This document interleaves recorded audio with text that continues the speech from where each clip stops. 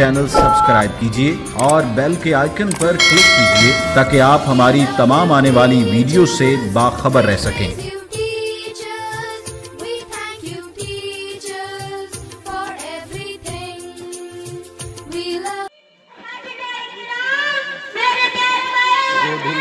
Good.